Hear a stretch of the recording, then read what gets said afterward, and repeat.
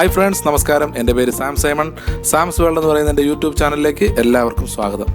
ഞാനിന്ന് നിങ്ങളോട് പരിചയപ്പെടുത്താൻ പോകുന്നത് ഞങ്ങളുടെ നായക്കുട്ടിയെക്കുറിച്ചാണ്. അവളുടെ പേരാണ് ഗപ്പി.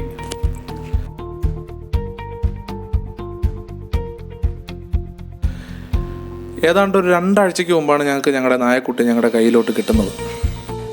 ആരോ വളർത്തിയിട്ട് തെരുവിലേക്ക് ഉപേക്ഷിച്ചു എന്നാണ് ഞങ്ങൾക്ക് കിട്ടിയ ഇൻഫർമേഷൻ. ഞങ്ങളുടെ കയ്യിൽ അവളെ കിട്ടുമ്പോഴത്തേക്കും വളരെ അവശ നിലയിലായിരുന്നു.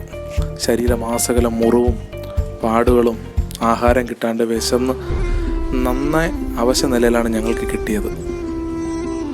ഉടൻ തന്നെ ഞങ്ങൾ അവൾക്ക് വേണ്ടുന്ന ട്രീറ്റ്മെൻറ്റുകളൊക്കെ നൽകി, ആഹാരം നൽകി, വെള്ളം നൽകി. ഏതാണ്ട് ഒരാഴ്ച എടുത്തു അവളൊന്ന് റിക്കവറി ആവാൻ.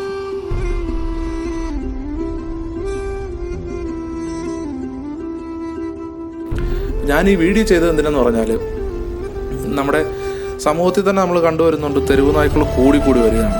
കാരണം നമ്മൾ ആദ്യത്തെ ഒരു ആഗ്രഹം തോന്നി നമ്മൾ ഈ നായകളെയൊക്കെ മേടിച്ചങ്ങ് വളർത്തും. അല്ലെങ്കിൽ വഴിയിലെങ്ങാനും കാണുന്ന ഒരു കുഞ്ഞു പട്ടിയൊക്കെ, അല്ലെങ്കിൽ ഞങ്ങളുടെ കൂട്ടുകാരുടെ വീട്ടിലോ അല്ലെങ്കിൽ ആരുടെയും വീട്ടിലും കാണുന്ന ഒരു സാധനം പെട്ടെന്ന് നമുക്ക് കണ്ടിഷ്ടപ്പെടുമ്പോഴത്തേക്കും നമ്മൾ എടുത്തുകൊണ്ട് വന്നങ്ങ് വളർത്തും.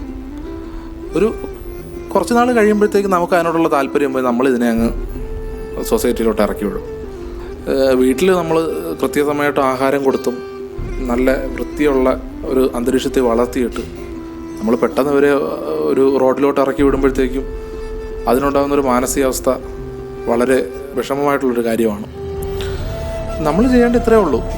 നമുക്ക് വളർത്താൻ പറ്റിയില്ല എങ്കിൽ അതിനു വേണ്ടി നമ്മുടെ കോർപ്പറേഷനിൽ അറിയിക്കുകയോ, ഇല്ലെങ്കിൽ ഇതിനെയൊക്കെ സംരക്ഷിക്കുന്ന സംഘടനകൾ നമ്മുടെ കേരളത്തിൽ ഒരുപാടുണ്ട്.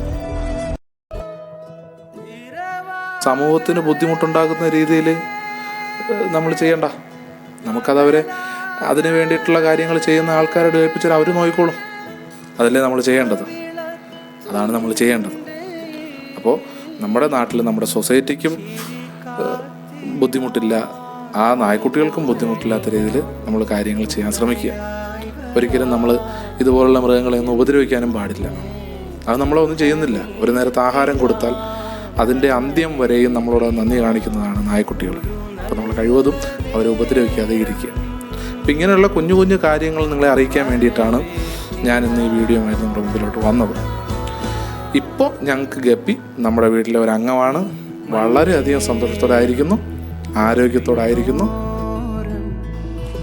നിങ്ങൾക്ക് ഈ വീഡിയോ ഇഷ്ടമായിട്ടുണ്ടെങ്കിൽ ലൈക്ക് ചെയ്യുക, നിങ്ങളുടെ വിലയേറിയ അഭിപ്രായങ്ങൾ കമൻറ്റ് ചെയ്യുക, നിങ്ങളെൻ്റെ ചാനൽ സബ്സ്ക്രൈബ് ചെയ്യുക, അടുത്തുള്ള ബെല്ലൈക്കൺ കൂടി അമർത്തുക.